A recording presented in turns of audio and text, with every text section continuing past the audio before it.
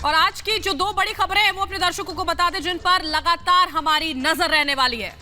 पहली खबर मोहाली धमाके की, जिसमें खालिस्तानी लिंक की बात सामने आ रही है। वहीं वाराणसी के ज्ञानवापी मस्जिद विवाद में सर्वे को लेकर भी घमासान मचा हुआ है। बिल्कुल, आज इस मामले में अहम दिन है क्योंकि आज सुनवाई दोपहर 2 बजे होने वाली है। ज्ञानवापी मस्जिद मामले को लेकर जो कोर्ट कमिश्नर है उनको हटाया जाए या ना हटाया जाए, इसको लेकर आज कोर्ट की ओर से कोई फैसला लिया जा सकता है। बेहद महत्वपूर्ण ये दिन है।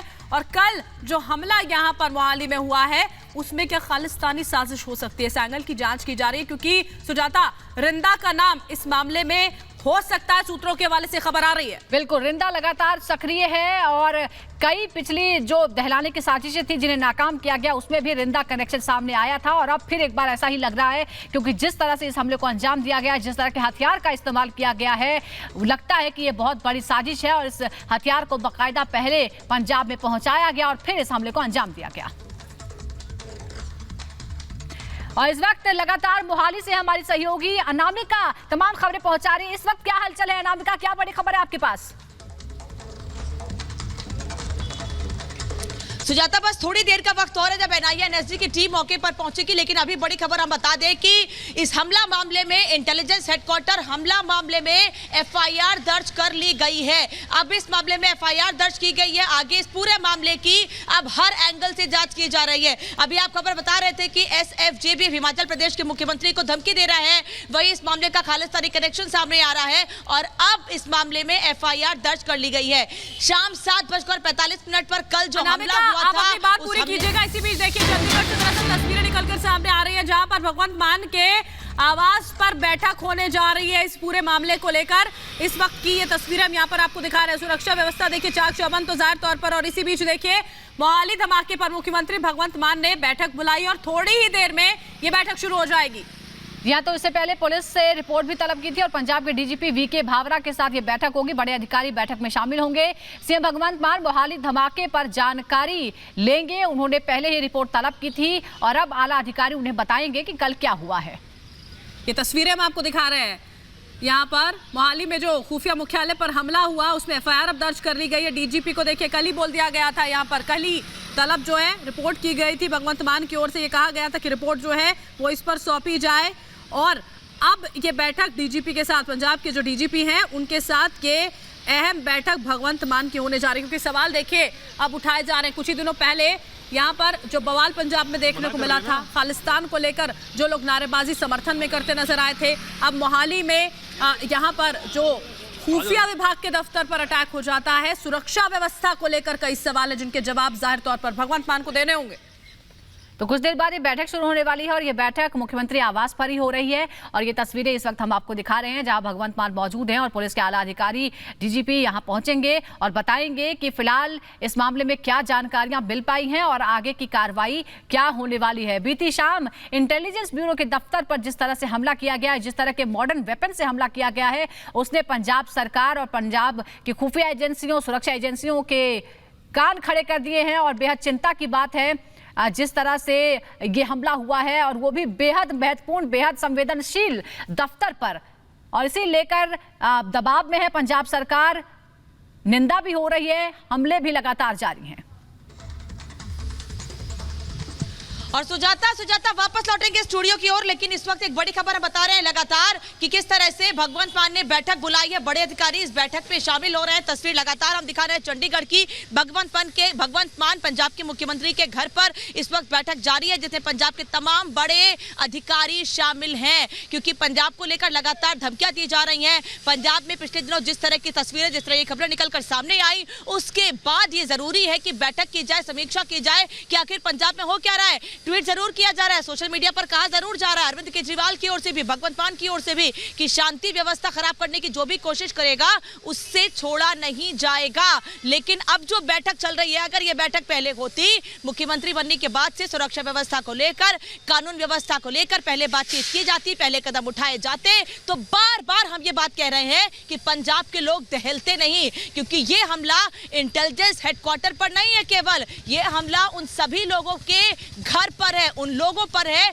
जो अपने आप को पंजाब में सुरक्षित महसूस कर रहे हैं। यहाँ के लोग अब डरे हुए हैं। उनका ये कहना है कि अगर इंटेलिजेंस हेडक्वार्टर पर इतना बड़ा हमला हो सकता है, मात्र 80 मीटर की दूरी से इतना बड़ा हमला हो सकता है, तो क्या हम अपने घरों में सुरक्षित हैं? क्या हम पंजाब में बाजार जाते हैं, हमारे बच्चे स्कूल जाते हैं, क्या हम यहाँ सुरक्षित हैं? क्योंकि खालिस्तान कनेक्शन, इसके पहले भी पंजाब में हुए हमले पंजाब में सामने आई तस्वीरों पर निकलकर सामने आता रहा है। ऐसे में यहाँ के लोगों का डरना लाजमी है। लोग ये कह रहे हैं कि हमने पूरे विश्वास के साथ भगवंत मान को पंजाब की जिम्मेदारी दी है और हम ये चाहते हैं कि जो जिम्मेदारी हमने दी है उनको, वो जिम्मेदारी भगवंत मान बखूबी निभाएं, क्योंकि उनको पूरा मैंडेट मिला है, जनता का पूरा समर्थन मिला है और इसीलिए जनता को सुरक्षित रखना उनकी जिम्मेदारी है। और अगर इंटेलिजेंस हेडक्वार्टर पर शाम के वक्त इतना बड़ा हमला हो जाता है तो क्या पंजाब में दूसरी जगह सुरक्षित है?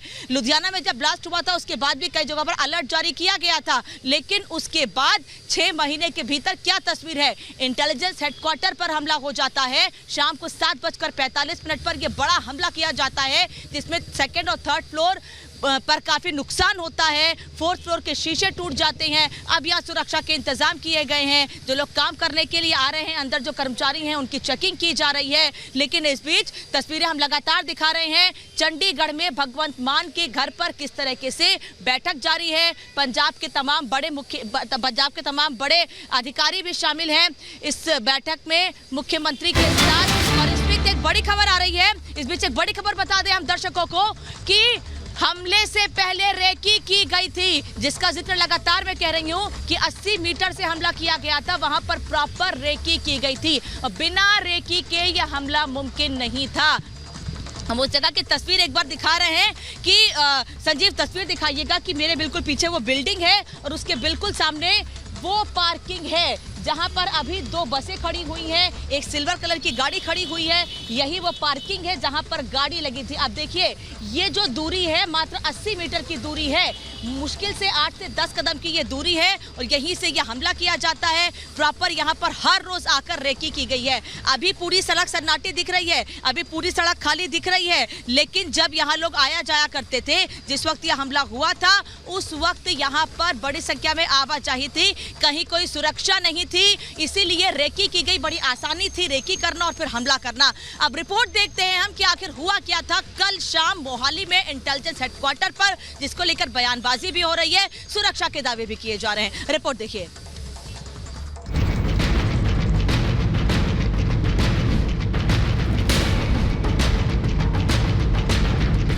पंजाब में फिर आतंक की आहट, खुफिया मुख्यालय पर खुलेआम अटैक।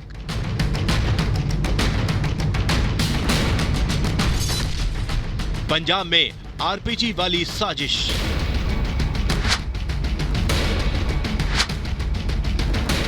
पंजाब के मोहाली में पुलिस के इंटेलिजेंस दफ्तर पर कल रात 7:45 पर आरपीजी से हमला हुआ।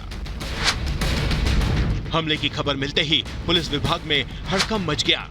आनन फानन में इंटेलिजेंस दफ्तर के आसपास कॉर्डन लगाकर नाकाबंदी की गई, लेकिन तब तक हमलावर मौके से फरार हो गए। पंजाब पुलिस के इंटेलिजेंस के हेडक्वार्टर के ऊपर आरपीजी के जरिए एक अटैक होता है, जिसके बाद पूरा जो इलाका है वो कॉर्डन ऑफ कर दिया जाता है। हम इस वक्त उसी इलाके के बाहर मौजूद हैं। बिल्कुल यहाँ से 100 मीटर की दूरी पे बिल्डिंग है जहाँ पे आप देख सकते हैं जो आरपीजी लॉन्च किया गया था। जो फ्रंट साइड है उसके वहाँ से जो है वो अटैक किया गया था और 4th फ्लोर तक डैमेज गया। ये पुलिस की स्टेटमेंट है। जो आरपीजी लॉन्च किया गया वो बिल्कुल सड़क से किया गया और बाहर जो दरवाजा है, मेन गेट है जो इस इंटेलिजेंस ऑफिस का, वहां से लॉन्च किया गया। बड़े आराम से लॉन्च करने के बाद जो लोग थे वो भागने में बहुत कामयाब रहे। पंजाब पुलिस ने माना कि इस हमले में आरपीजी का इस्तेमाल किया गया, जिससे 4थी मंजिल पर नुकसान हुआ, लेकिन किसी को चोट नहीं लगी। फोरेंसिक टीम मौके पर पहुंच गई है और सबूत जुटाए जा रहे हैं। ब्लास्ट हुआ है, माइनर ब्लास्ट है और बिल्डिंग जो इंटेलिजेंस वाली है उसके ऊपर किया गया है बात से, और कोई भी जानी नुकसान नहीं हुआ है। बाकी तफ्तीश चल रही है। सारे हमारे सीनियर अफसर यहीं मौके पर हैं और तफ्तीश जारी है। पंजाब में कई दशक बाद पुलिस पर इस तरह खुलेआम हमला हुआ है। इस वारदात के बाद पंजाब पुलिस पर कई सवाल खड़े हो गए हैं, जैसे हमले पर खुफिया नाकामी का जिम्मेदार कौन है? हमलावरों के पास आरपीजी कैसे आया? इंटेलिजेंस दफ्तर के पास कैसे पहुंचे हमलावर? क्या हमलावरों ने पहले दफ्तर की रेकी की थी? सुरक्षा में तैनात पुलिस वालों ने हमलावर को क्यों नहीं रोका? हमले के बाद सीएम भगवंत मान ने डीजीपी से बात कर हमले की जानकारी ली। सीएम ने डीजीपी से हमले पर रिपोर्ट मांगी है। पंजाब पुलिस इस हमले में आतंक के एंगल की भी जांच कर रही है। टाइप फायर नाल होया हैगा और कोई भी कैजुअलिटी नहीं, कोई अपना लॉस नहीं हैगा, माइनर बाकी सारियां सीनियर अफसर और सारियां एफएसएल टीमां मौके ते ने सारी मुकम्मल दर्ज करके बाकी तो सवेरे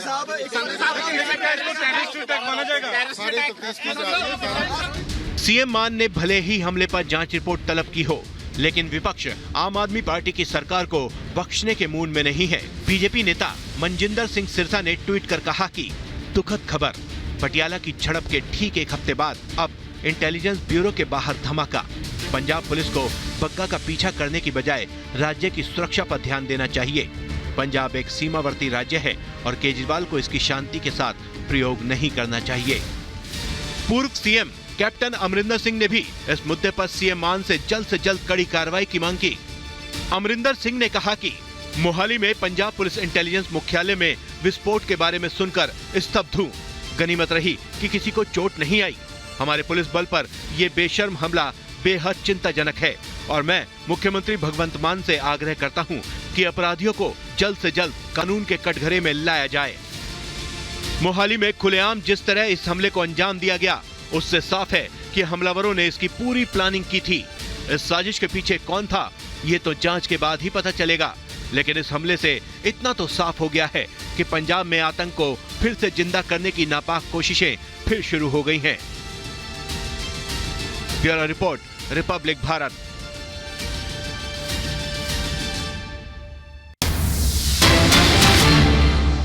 और इन तस्वीरों के साथ इस बीच एक बड़ी खबर बता दें आपको। एक तरफ तस्वीरें लगातार हम दिखा रहे हैं, वहीं बड़ी खबर यह आ रही है कि सीसीटीवी फुटेज खंगाले जा रहे हैं और अब इस मामले में 11 लोगों को हिरासत में लिया गया है। इस पूरे मामले में जांच लगातार जारी है। कल जब से धमाका हुआ है, जब से हमला हुआ है, उसके बाद से लगातार जांच जारी है और अब 11 लोगों को हिरासत में लिया गया है। पूरे इलाके के आसपास के सीसीटीवी फुटेज खंगाले जा रहे हैं क्योंकि जो गाड़ी यहाँ पर पहुंची थी, जिस सफेद रंग की गाड़ी का जिक्र हम लगातार कर रहे हैं, जिससे रेकी की गई थी, अब उस गाड़ी में कौन कौन लोग थे उसको लेकर पुलिस जानकारी हासिल कर रही है और उसी सीसीटीवी फुटेज के आधार पर जो गाड़ियां कल शाम यहां देखी गई थी इस हमले से पहले, उन तमाम गाड़ियों में बैठे हुए लोगों से पूछताछ की जा रही है। सभी लोगों को हिरासत में लेकर पूछताछ की जा रही है। सफेद रंग की वो गाड़ी थी जिसमें रेकी की गई पहले और उसके बाद हमला किया गया। आरपीजी से यह हमला किया गया है और बाकायदा निशाना लगाकर सेकेंड थर्ड फ्लोर को निशाना बनाकर यह हमला किया गया जहां सबसे ज्यादा नुकसान हुआ है। और ये तस्वीरें हम लगातार इस बीच आपको दिखा रहे हैं। ये उस जगह की तस्वीर है, ग्राउंड जीरो की तस्वीर है, जहां पर कल शाम 7:45 पर ये हमला हुआ था। और इन तस्वीरों को दिखाना इसलिए जरूरी है क्योंकि आप इन तस्वीरों को देखकर ये समझ सकते हैं कि कितना असुरक्षित है पंजाब इस समय, कितने असुरक्षित है पंजाब के लोग खुद को महसूस कर रहे हैं।